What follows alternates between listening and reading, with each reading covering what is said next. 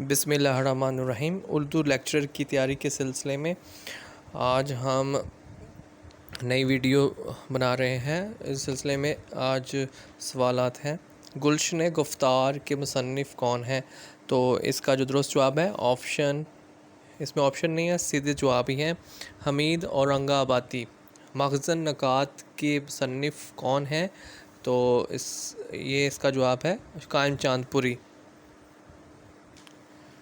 گلزار ابراہیم کے مصنف کون ہیں؟ تو اس کا جواب ہے ابراہیم علی خان۔ مخزن الشعراء کس کا تذکرہ ہے؟ اس کا جواب ہے قاضی نور الدین۔ آب حیات کے مصنف کون ہیں؟ مولانا محمد حسین آزاد۔ نکات الشعراء کس کے مصنف؟ میر تقی میر ہیں۔ تذکرہ ریختہ گویاں کے مصنف فتح علی گردیزی ہیں۔ پنجاب میں اردو کی تصنیف ہے حافظ محمود شیرانی کی۔ دکن میں اردو کس کی تصنیف ہے؟ نصیر الدین ہاشمی۔ داستان تاریخ اردو کے مصنف حامد حسن قادری۔ دکنی ادب کی تاریخ کے مصنف محی الدین زور۔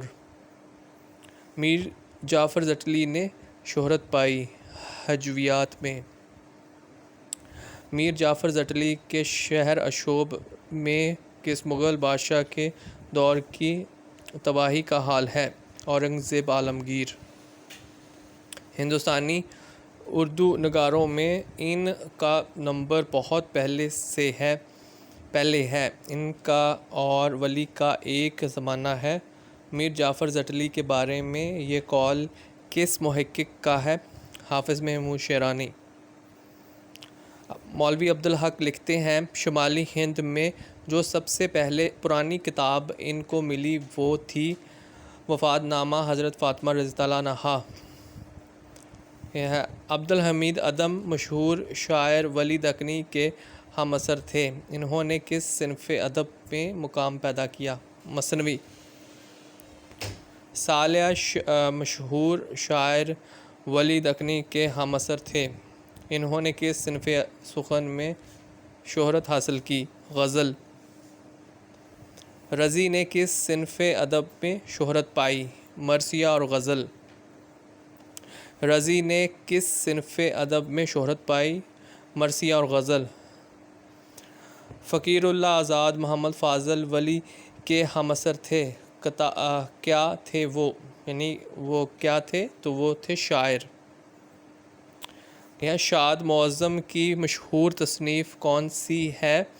گلزار جنت، مخفی، شجرۃ الاتقیاء، کلندر نامہ، گفتار عشق، عشق و عقل، شکار نامہ۔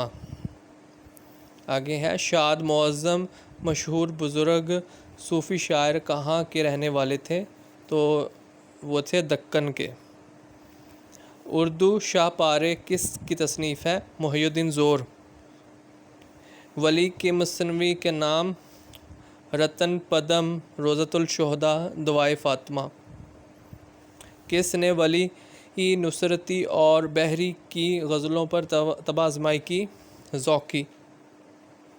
باغ جان افزا کس کی مشہور مثنوی ہے؟ وجدی۔ تو اس ویڈیو میں اتنا ہی۔ مزید ویڈیوز دیکھنے کے لیے اور سننے کے لیے ہمارا چینل سبسکرائب کریں۔ اللہ تعالیٰ آپ کا حامی و ناصر ہو۔ اللہ حافظ۔